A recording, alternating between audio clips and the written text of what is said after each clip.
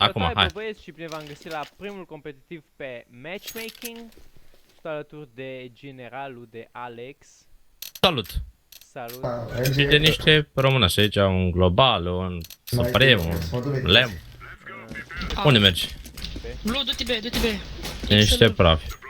Hai, dă-le, Paul. Dă-te mă mort.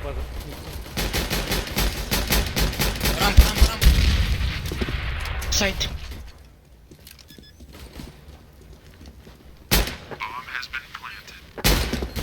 Hai, hit. Hai, bate-te și tu, Andy. Are 16 HP.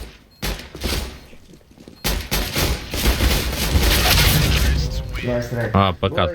O danași pe lung? Încă unul secat. Unde? Site. Dreapta. Marchează. B de plan. Dă-i grenada. Rău. Bine. Bine. Vedeți mașina. Mașină. Așteaptă pe Paul. Bravo, băieți. E bun și așa, bine.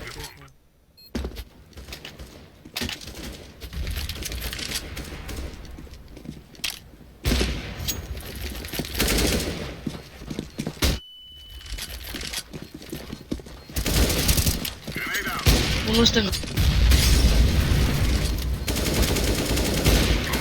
Hai, trei jos, dreapta.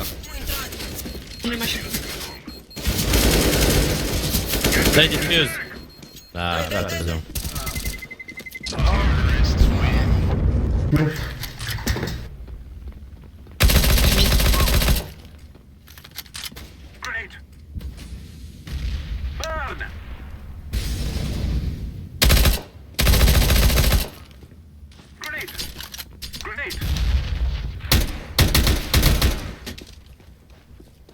Nu așa să fac închid.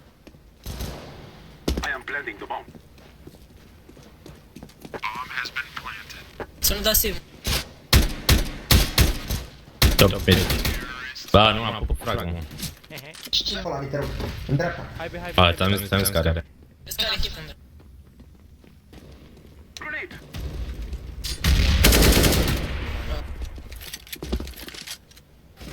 Short. Mă dați la mă. Vedeam lamă, mă. Hai cu lamă. Da flash. E da mie. Bine, bă, ultima lamă. Hai că n-am avut 10 asisturi. Bravo.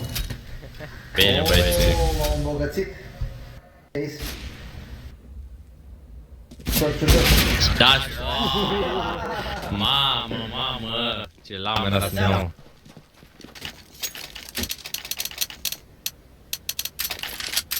Nice game, boys. Mi-a plăcut să joc cu voi. Mai ales că e MJ Elite pe primul loc. Da.